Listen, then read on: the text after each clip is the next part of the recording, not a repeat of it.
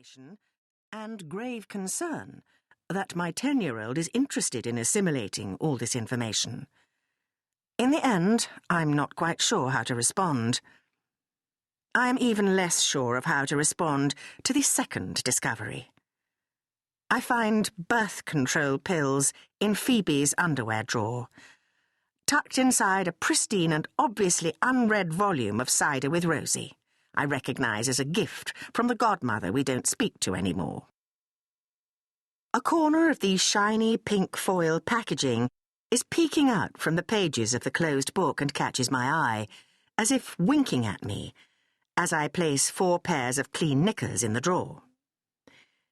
It's pure chance that I am in the drawer in the first place. I stopped putting Phoebe's clothes away years ago, figuring that she was perfectly old enough to do it herself. But this morning, instead of placing the clean clothes on her bed as usual, I do what I always do for Kate and Ella, which is to put them away in cupboards and drawers. Perhaps I'm just on autopilot, having been into Ella's and Kate's rooms first. Perhaps I'm distracted by the discovery of Ella's scrapbook. Perhaps I am just meant to find the pills. I retrieve the knickers from the drawer and place them on Phoebe's bed, then grab onto the bedpost, being vaguely aware of the carpeted floorboards shifting beneath my stockinged feet. There's just no way I can go back to laundry distribution with the same conviction now. Phoebe.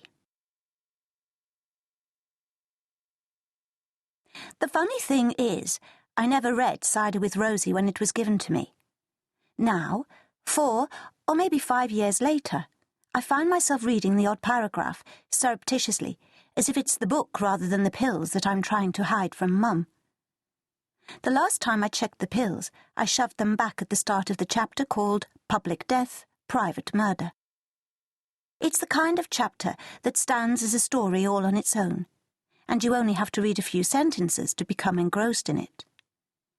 When Mum calls me for breakfast, I'm tempted to keep reading about the poor boy who was beaten and left to die in the snow. But I force myself to snap the book shut, with the pills now safely stashed between pages 96 and 97. I check out my reflection one last time before going down. I have a spot on my right cheek, which is unusual for me. I never get spots. This one makes me feel, I don't know, unprepared to face the world. Normally, I look pretty good. I know that's a terrible thing to say. I have a pretty good body, long legs, good skin, Keira Knightley lips. My face is a nice oval shape with a pert nose that my friend Alice says looks like Michelle Pfeiffer's. Alice says I'm a dead ringer for a young Michelle Pfeiffer, full stop. And someone once said my eyes were mesmerising, which I like the idea of. Dad says my hair is like spun gold, long and glossy, with just the right amount of wave in it.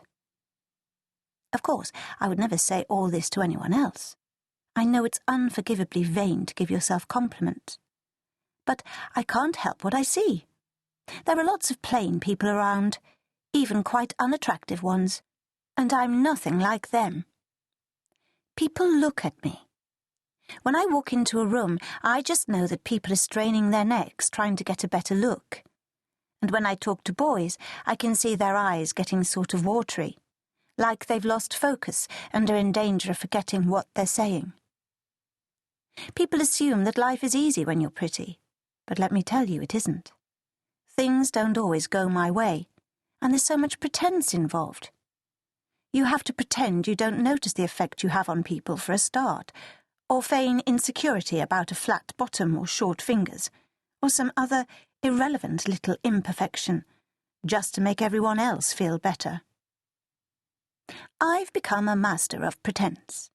Like I said, I never give myself a compliment, and when someone else gives me one, I smile and try to change the subject, maybe telling them I like their sweater or something. I try never to let anyone catch me looking in a mirror, and I never, ever brush my hair or put on lip gloss in front of other people. You sometimes see women applying a full face of makeup on the bus,